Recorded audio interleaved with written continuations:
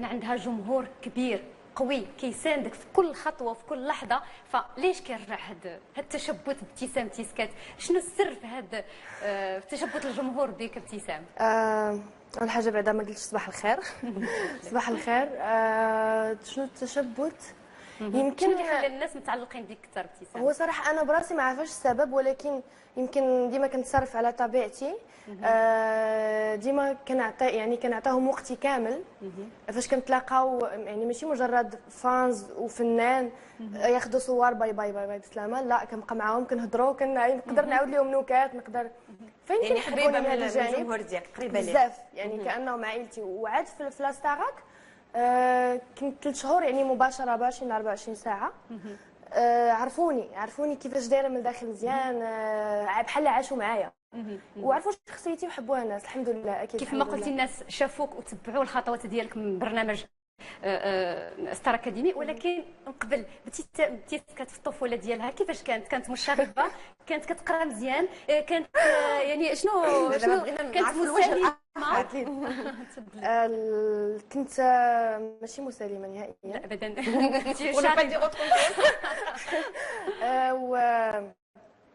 كنت كندابز بزاف، كنت مشاغبه في المدرسه. الحق في الابتدائيه كنت مجتهده بزاف، طلعت الاعدادي وليت شويه فهمتي داكشي ديال زعما غنسلات وداكشي وهذا، فكنت مشاغبه صراحه، ما كنتش مسالمه، كنت كنجمع بزاف، كنت انا دايره عصابه. باش تقولها بهدوء على حق شي حاجه زوينه مع في الطفوله، عصابه ديال الطفوله راه ماشي عصابه بصح. احسن عصابه كذا. عصابه لا دابا ما كايناش عصابه بالحق. شحال هذه كنت، لان انا كنت في الحومه الاولى، واحد الحومه سميتها حي انس. ديما انا الاولى كنا، يعني حنا العائله الاولى اللي سكننا فيها كانوا يلاه تبناو، وكل عائله كيجيو كتكون عندهم بنت قدي، كنشدها كنضربها، كنتصاحبوا انا وياها، وكتجي الثالثه كنضربوها، كنتصاحبوا حنا وياها وهي غاده. انا كنت رئيسه العصابه، ديما كنقول الا بغيت نلعب شي حاجه وما بغاوش غتوقع مشكل. ما بعدتيش بزاف لان عندك جيش، كنقولوا الجيش تيسكاتي كاين جيش بالحق مسالم. تبارك الله عليك ابتسام. فوقاش بدا المشوار الفني ديالك؟ واش من ستار اكاديمي ولا من قبل؟ هو كان من قبل. كنت شاركت في ارب ايدل ولكن ما توفقتش فيه، يعني يمكن كانوا الناس شويه عرفوني ماشي بزاف.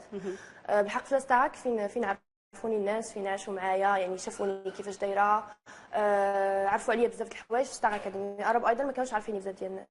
اذا عملتي اغنيه مغربيه، اغنيه مغربيه وافتخر، اغنيه جميله بزاف، كان بزاف ديال الناس يشوفوها على اليوتيوب. فكيفاش صورتيها فيديو كليب؟ فكيفاش كانت هذه الاغنيه، كيفاش جات الانطلاقه ديالها؟ لان الكلمات ديالها رائعه، الهدف ديالها رائع. لمن كتوجهي هذه الاغنيه؟ هذه الاغنيه هي موجهه للمراه المغربيه خاصه والعربيه عامه. هي تكريم للمراه المغربيه.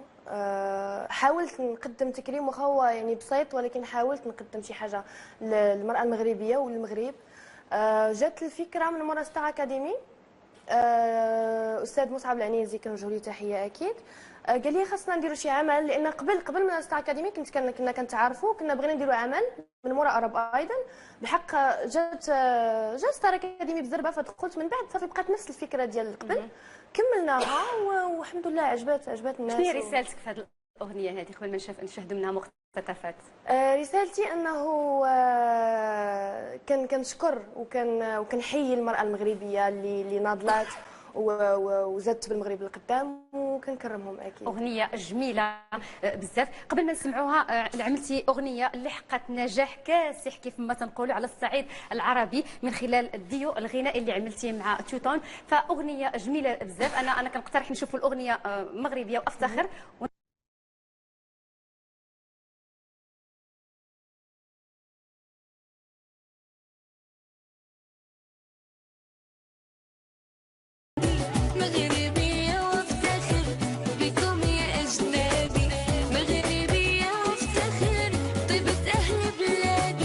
نكملوا الحوار ديالنا على ديو. مغربية وافتخر طيبة أهل بلادي، مغربية وافتخر ونعلي راسي الفوق، مغربية الأصل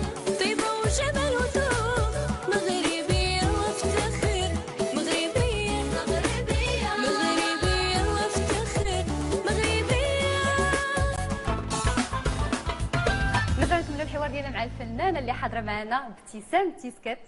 واللي ليا اذا اغنيه اللي حققت لك واحد شنو نقولوا بزاف بزاف بزاف، شنو السر في النجاح ديال هذه الاغنيه هذه؟ هو يمكن لانه شي حاجه جديده، و يعني سبق لي درت دويو مع زميلي عبد السلام، كنوجه ليه تحيه، ولكن يمكن الناس متعودين يسمعوا داكشي رومانسي داكشي حنين، فانا يعني ما مولفينش كيسمعوا مني اغنيه بحال ار ام بي وواحد شويه يعني مع الراب وهذا، فشي حاجه جديده ووصلت للمستمع المغربي، يمكن حيت في هذا الجيل يمكن كيحبوا هذا الستيل اكثر، والحمد لله نجحت الحمد لله اكيد، وكنوجه تحيه لتوتون. اذا ابتسام تيسكات في سنه 2015 حققتي يعني كثير من الانجازات، ومن بين هذه الانجازات حصلتي على جوائز كثيره، فشنو هي اخر جائزه نلتي؟ اخر جائزه هي ديرجست، كنشكر جمهوري اكيد اللي كيربحني في كل المسابقات، وخديت الميما اوورد. ديرجست اللي هي خداتها الفنانه ديالنا المغربيه سميره بن سعيد، انا ثاني مغربيه كتاخذها في مصر ان شاء الله. خديت قبل الميما اوورد، وهذو هما المسابقات اللي ربحت فيهم يعني. تبارك الله عليك. شنو اللي جاي؟ خبرينا 2016 كيفاش اللي جاي احلى، شنو كتوقعي لها ان شاء الله؟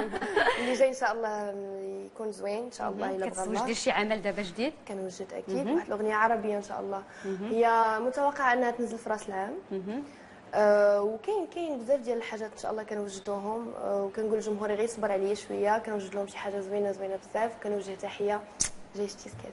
شنو اللي خلى ابتسام تيسكات انها تنجح؟ شو الصوت ديالها ولا الصوت يعني الصوره ديالها؟ هو شوفي احنا في زمن الصوت والصوره، والحمد لله ربي عطاني شويه من الحاجه، ويمكن هذا هو اللي نجحني. فيعني في هذا العصر ضروري خصها تكون الصوره، وبجوج كيلعبوا دور كبير في الفن. كنشكرك بزاف ابتسام على الحضور ديالك، وغادي تعطينا شي حاجه لكل المعجبين ديالك. الجيش تيسكاتي. انا كنشكرها على الصراحه ديالها ولا التلقائيه ديالها، هذه لا فورس ديالها قبل من الجمال والصوت تيظهر لي، لان الروح هي اللي تتبان اكثر للمشاهدين.